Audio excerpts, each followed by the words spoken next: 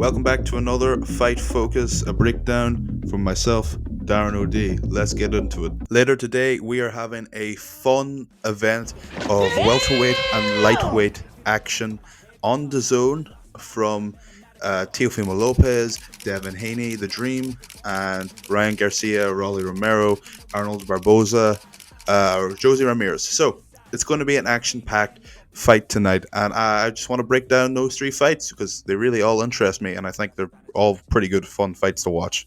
So the first fight I want to talk about is Ryan Garcia and Rolly Romero for the WBA Welterweight Championship of the World. This fight's interesting, and I think it's going to be a war for a short amount of time, anyways. The general consensus is that Ryan Garcia is going to make Rolly Romero look like a roller coaster that lasted about 30 seconds. In other words, Rolly's going to be full of action for approximately the first 5 rounds, in my opinion, and I see him getting caught. And here's why. Rolly's style of fighting is going to leave him in a horrible position against Ryan Garcia. He is a fighter that is, while very unorthodox, leaves himself a bit too open. In other words, he has a lot of defensive vulnerabilities when he's fighting. He keeps himself a bit open. And that's one thing that Garcia will like. And I feel like in this fight, Garcia's come in with a 2-inch reach advantage, an arm length and wingspan, arms. He is incredible hand speed. He's really fast hands. And he's so precise. And these are three key factors which I think is going to end this fight early. I feel like either way, this fight is not going past the fifth, sixth round because both fighters are really more offensive than they are defensive. Ryan can keep himself open pretty often as well, but his offense is just far superior to Rolly's, in my opinion. I feel like that left signature hook of his is going to cause Rolly problems all night. It'll only need Rolly to come in once, leave himself open, and I feel like Ryan lands, and he's gonna land hard. He's gonna wait for Rolly to come in to do his signature style of unorthodox fighting, and it's only gonna take one counter punch. Boom, it's game over. So for me, I have Ryan Garcia winning in the fifth round. By his signature left hook. I could be totally wrong, and maybe Rolly will get lucky and land, but I'm pretty sure the betting odds are minus 900 for Ryan and plus 500 for Rolly. So, hey, if you bet on Rolly and he ends up winning, cha-ching, man, that's a lot of money, but chances are speaking, that's probably not going to happen. I feel like Ryan Garcia is he deserves to be the A side. He is the most likely to win by a significant margin. So if you were to put any money on this fight, don't, because Rolly is not going to win, so you're not going to get the bonus. Plus, Ryan is such a big favorite that if you did, you wouldn't be getting much back. So there's, if you want to do it, you can do it, but really, it's just an obvious choice. I don't think. Hey, that's what the boxing is. That's the magic of boxing, to have an underdog win. But I just don't see it being Rolly tonight. I think Ryan is really going to want to reestablish himself, especially with the idea of a rematch with Devin Haney on the horizon again. If he wins tonight and Devin Haney wins tonight, he gets that rematch, and I'm sure that promises a lot of money for Ryan, and I'm sure he'll want that. And speaking of Devin Haney versus Jose Ramirez. Now, this is actually more interesting than people think. People just rubbed off Jose Ramirez because they don't know his name. And you can see this through the reflections of the betting odds. The betting odds is minus 1,000 to Devin Haney and plus 500 to Jose Ramirez, which means if you were to hypothetically bet on that fight, you'd make more money from Jose Ramirez, which I think is crazy because it's a lot more closer than you think. Jose is a former unified super lightweight champion of the world, 29 wins, 2 losses. One of those losses come from Arnold Barboza Jr., who I'm about to talk about in a couple of minutes, who's been a fight team with Teofimo Lopez. But Jose is actually a more dangerous opponent than people realize. He's got good power, he's got good technique. He didn't become a super lightweight unified champion by being a bum. You know what I mean? He got that position for a reason. So this is not going to be just a walk in the park for Devin Haney. You know, this is actually a slight bit of a closer contest than people think. Now let's just get back to reality though.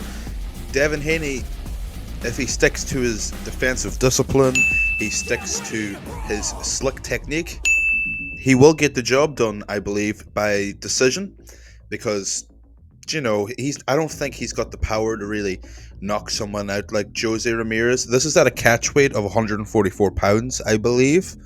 But I don't know. I feel like Devin Haney will get a decision victory. So yes, while I believe the betting odds do not reflect the actual compellingness of this fight, because I don't think enough people just know who Jose is. I feel like Haney is still going to win, but don't count out Jose, because maybe Jose has spotted something from Haney's last fight and is like, okay, we could work with this, after Haney's last fight with Garcia. Maybe all you need is a good bit of power and technique. Maybe Jose has it, so I wouldn't scrub Jose Ramirez off, but please do note, Haney will probably win. I feel like Ryan and Haney were given opponents that were credible, but they could definitely beat, because you just know the Saudis want Ryan to win and Haney to win so that they can rematch and have another fight, because the first one was so controversial that this rematch is considered possibly the biggest in boxing right now.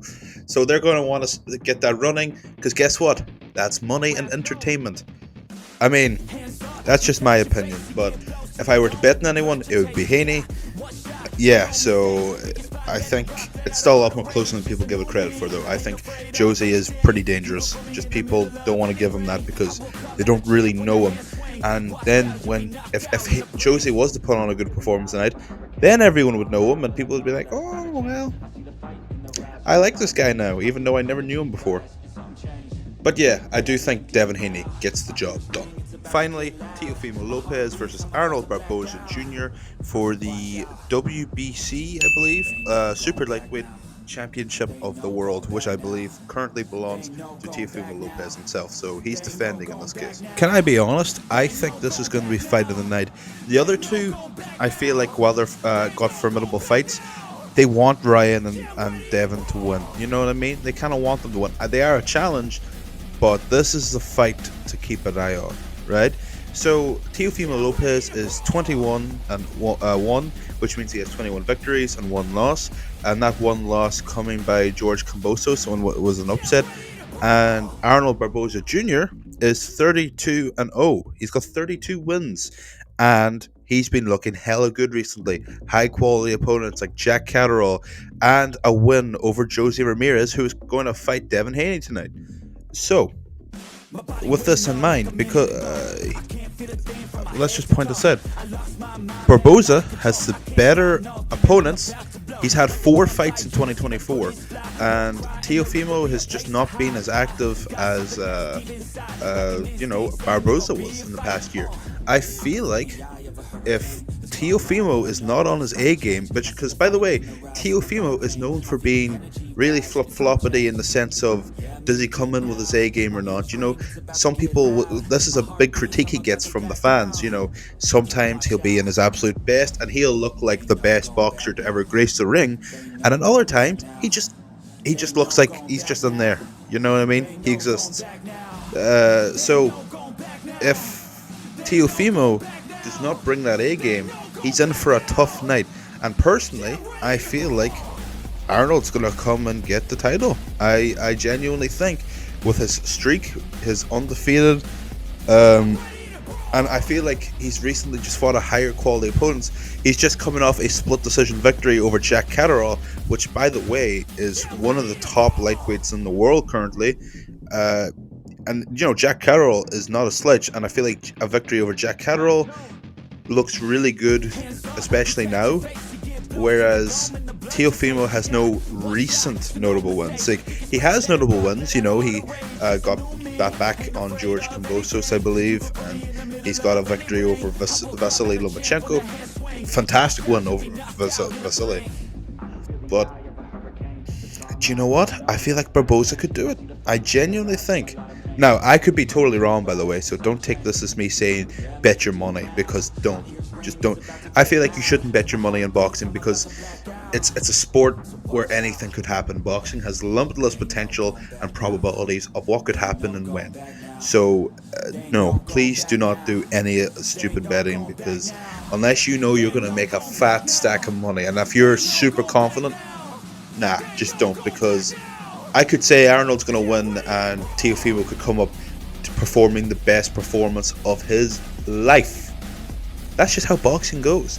So, who do I think will win? I believe Arnold Barboza, the underdog, will win by decision. There you go. I feel like it's very interesting because Barboza is a very slick boxer. He's a good boxer. He knows what he's doing, whereas Teofimo is going to try and reaffirm his power in the ring. But you know what? I just feel like the activity of Barboza, the quality of recent opponents he's had, is going to prepare him for this fight a lot better than he's in a lot better position than I feel like Teofimo is right now. Like, if I could pick to be one of those guys, I'd probably rather be in for leading up to his fight. I'd probably rather be Barboza. Got the better quality ones now recently, so much more active. I think I'd much rather be Barboza. Yes, he is the challenger, but I think he's got it. I do believe that. Well, at least even if he doesn't win, I feel like he would still put up a pretty excellent fight. But again, like I said earlier, I could totally be wrong. So that's just the way boxing is. But yeah, those are my thoughts and predictions. So that's my thoughts for tonight's event on DAZN in New York Square. By the way, that is so cool. They have the entire New York Square, Times Square. They just have it all done up for a boxing stadium. I'd really love to go to one of these Saudi events, so that's a dream of mine. I'd really love to be able to have the privilege to meet these fighters, because I love boxing. I love boxing so much.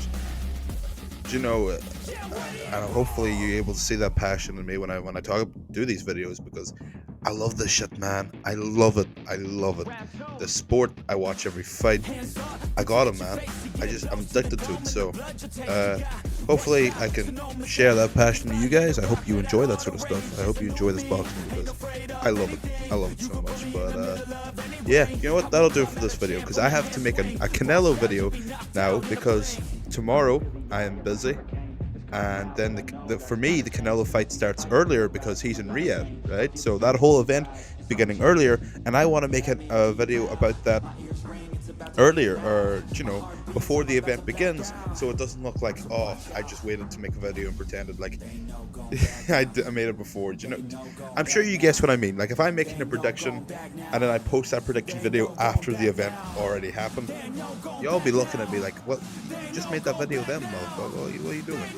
So yeah, no, you know what, so I'm gonna have to make that video now, which will come out tomorrow on this channel again. So if you're interested in that, give cheeky subscribe, cheeky like would be nice. I'm just saying.